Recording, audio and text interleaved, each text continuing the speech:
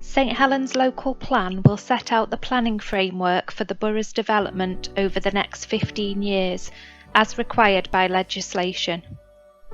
It will guide the housing, business space, transport infrastructure and community facilities that we need for the future.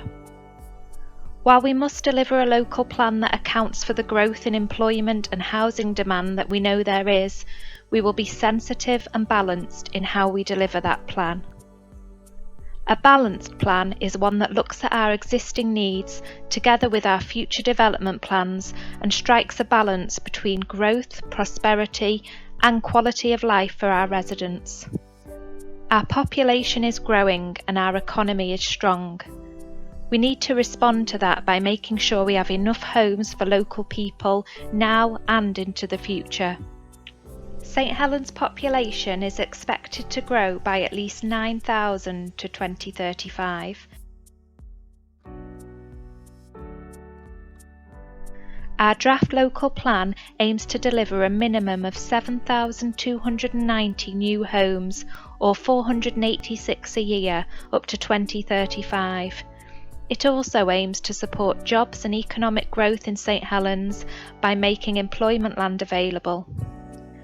We need to make sure our residents, and in particular our young people, have access to affordable homes.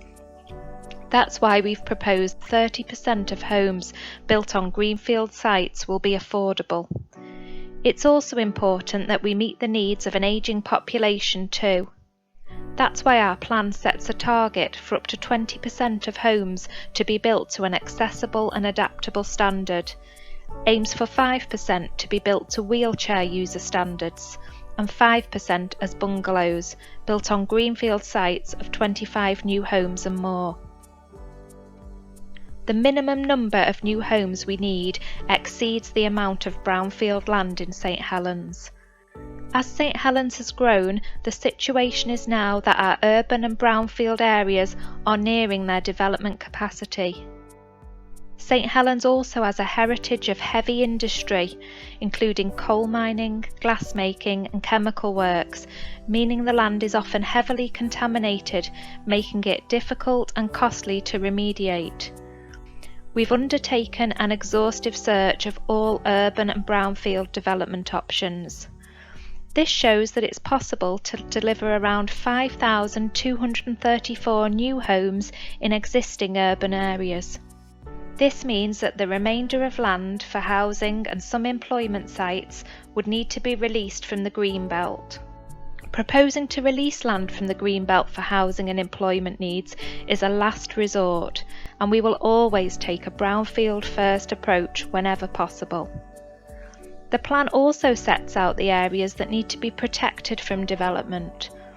The plan will ensure that around 59% of St Helens Greenbelt will be retained and protected well beyond the end of the plan period in 2035.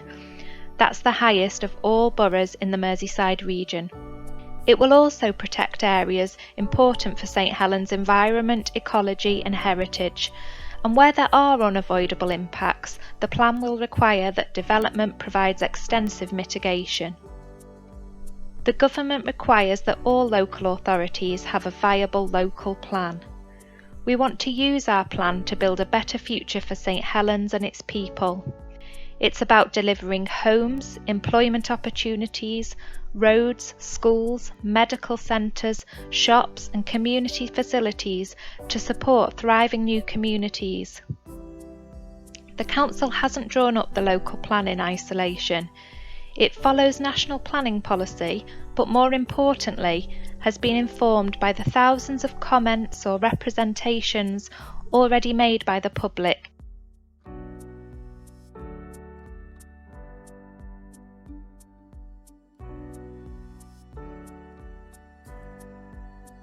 The Secretary of State appoints an independent planning inspector to examine the plan and documentation. Once the local plan has been submitted to the Secretary of State, we will notify those residents who requested to be notified as soon as reasonably practical to do so.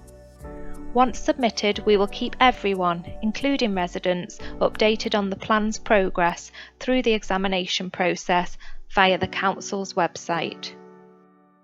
To find out more about our draft local plan and its progression, please visit sthelens.gov.uk/local plan.